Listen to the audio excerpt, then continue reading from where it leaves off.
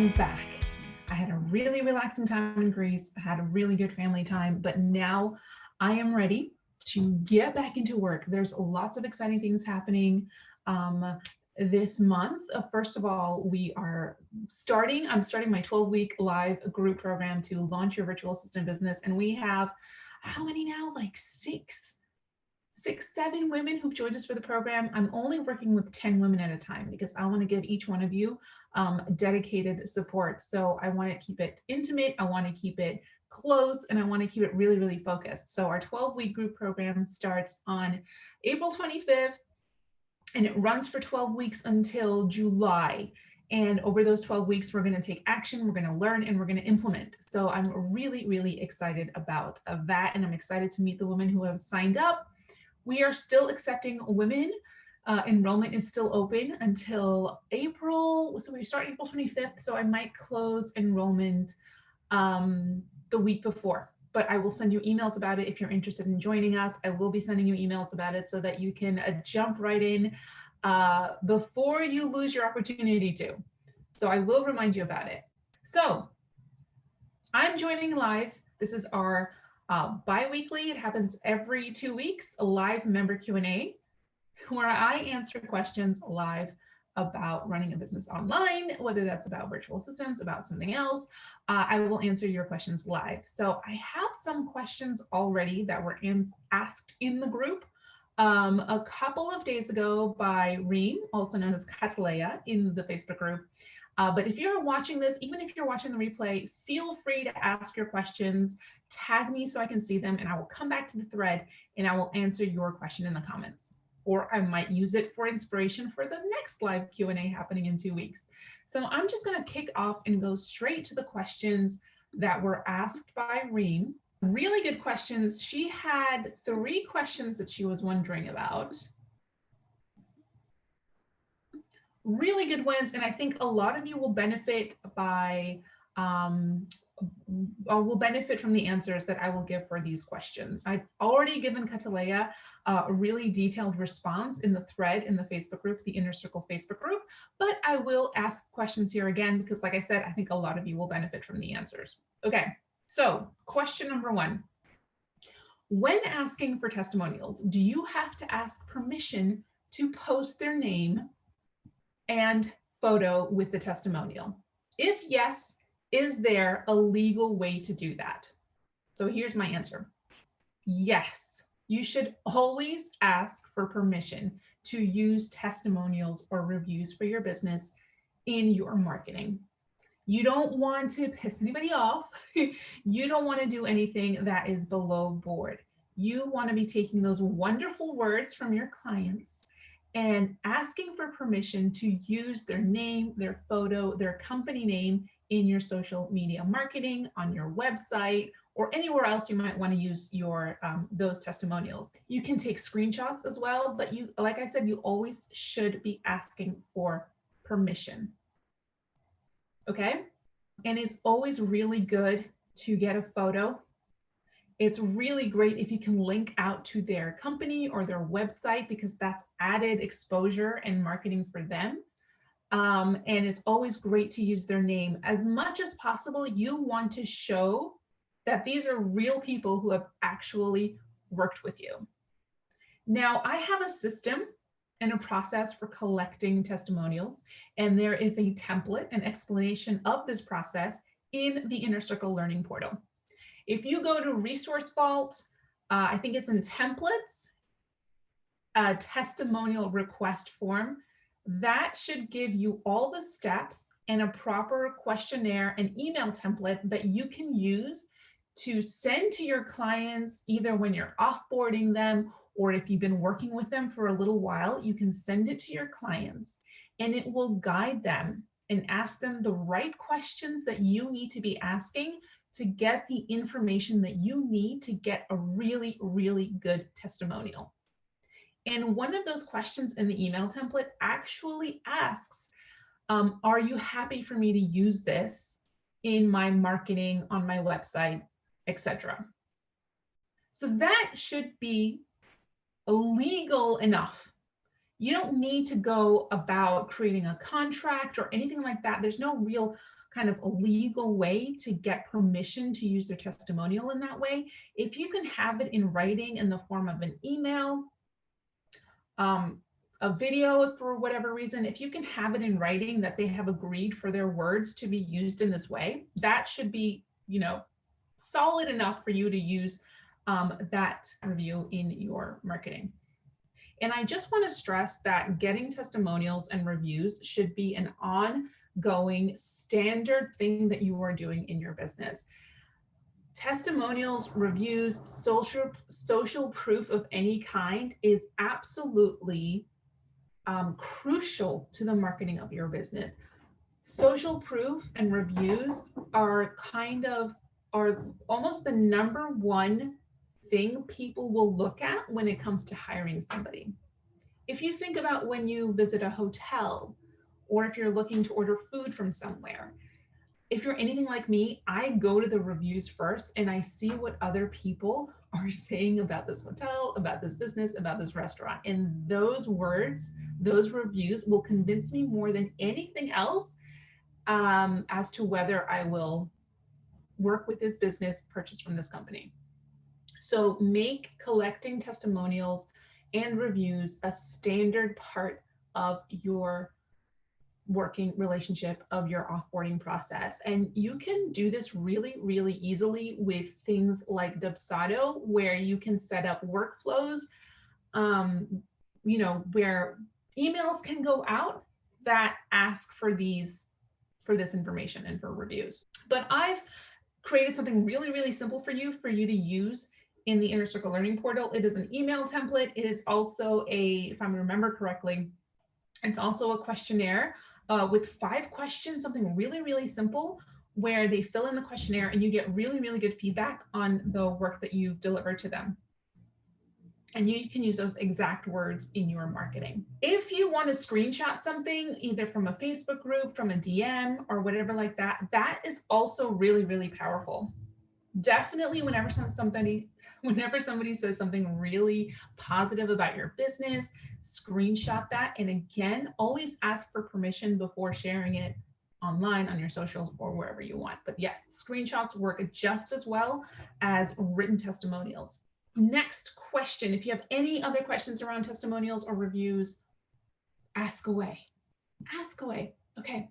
So question number 2 from Reem was, I have heard about tracking your time. Do you need to absolutely use the tool? Do you need to provide the client with some sort of report or proof of how your time was used? First part of this question, do you need to track your time? So when I started out as a virtual assistant, I offered this as part of my package, that I would provide a report every single month of how my time was used. I think that's really helpful for the client to see how their tasks are being managed, how their time is being used. And it'll also give a clear picture to the client of how long it actually takes to do something. So for me, it was part of my process with my clients. Yes, I would send them a report every single month. It was really easy to do this with a tool like Toggle, which is free. You don't need to pay for it. You can add a browser extension, which you can turn off and on every time you're working on a project. You can allocate the time to a specific part of a project, to a specific client. And at the end of the month, you can generate really good looking, easy to read reports that you can send to your clients with your invoice, if you are invoicing at the end of the month. So I would offer to do this if I'm just starting out. Once you've kind of developed a really good relationship with your clients, I would probably, that trust is there, that understanding and communication is there, and you'll probably develop into a relationship where you don't actually need to track your time every minute, every second, or whatever. You don't actually need to track your time, and your clients will probably ultimately end up trusting you with how they use their hours. Oops, my pin board just fell. So that's how actually my virtual assistant and I developed our relationship. Actually, she never tracked her time with me. Inika, if you know Inika, we're not actually working together anymore because she's grown her business into an amazing podcasting management service. So with Inika and I, there was that trust already there. So I've never actually asked her to provide me a time tracking report. So I trusted her. I like bought 10 hours a month from her, and I trusted her that that's what she was, that she was using that time in any way that serviced my business. Because I gave her a set of tasks that I needed. They were all repeatable tasks, a set of tasks, the processes for those tasks, and she would just go ahead and complete them every month. And I didn't need to see a time tracking report. But with new clients, I think it kind of sets that kind of level of professionalism and that sort of, that expectation, I think, is there for clients who are just starting to work with somebody. So yes, I would offer to track my time.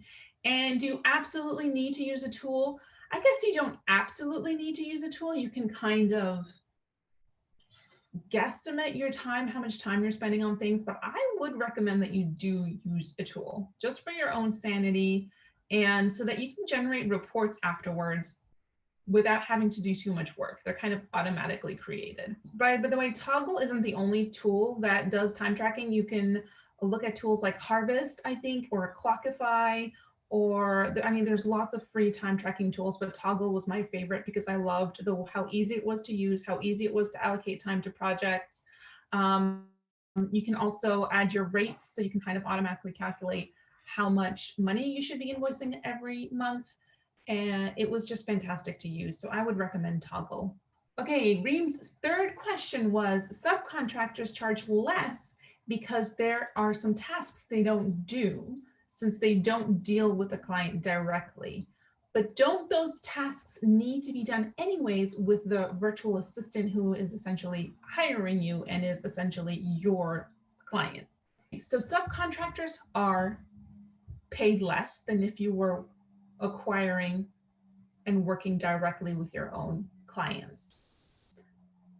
The reason for this being is that the virtual assistant who is hiring you is taking on the job of marketing herself, of setting up systems, of setting up processes, of being the main point of contact with the client. So that is their responsibility as the virtual assistant.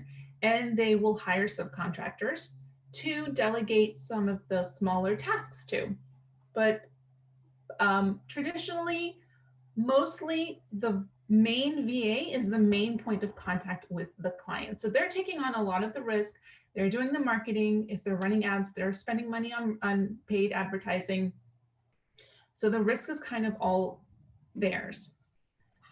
So a virtual assistant who has a team will probably, if I'm giving an example here, will charge something like maybe $50 an hour to the client, but will pay their subcontractor maybe 50% less than that. So the markup is 50%. So you're bringing in $50 an hour and your subcontractor will be making $25 an hour. So that is a big, big difference. But for the reasons that I mentioned before, is because the main VA is the one doing the marketing, acquiring the clients, setting up processes and systems, and possibly paying for the tools as well that you will be using as a subcontractor. So the subcontractor, let's call her Amy, and the main VA, Louise.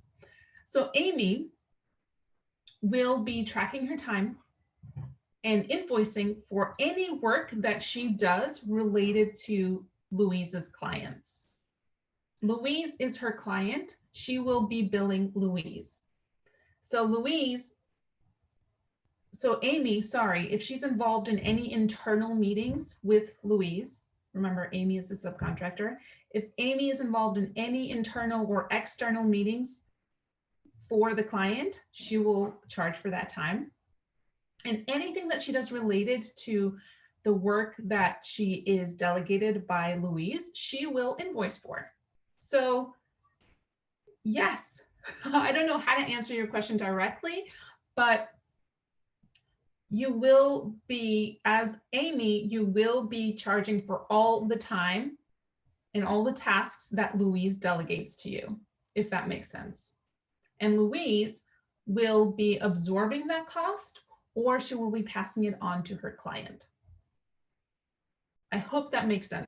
So those are the three questions. I think they were fantastic questions and really kind of granular questions. And I hope I provided really helpful answers for those of you who might be struggling with the same things.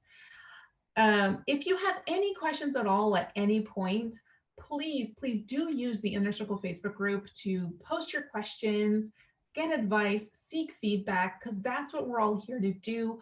Tag me if you want me to answer directly. I love answering these questions. And I love brainstorming with you, and I love helping you find clarity. So please do use the group freely and openly. It's a safe environment. There's only 160 of us, so there's not like a big, massive group of people. There's no stupid questions, by the way. So all the questions are allowed and encouraged, and I want to see them. There are no stupid questions. And if there's anybody that you see asking a question and you kind of have the same worries, the same concerns, bump that question up. Tell us that you're experiencing the same, or that you have the same question, because I really love to see where people are, struggling, where they're getting stuck. It's really helpful to me because it helps me create content and resources that will help you with those most common questions that you come across.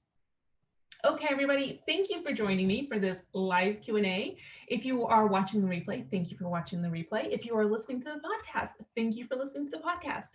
I'm Maria, and I will speak to you very soon.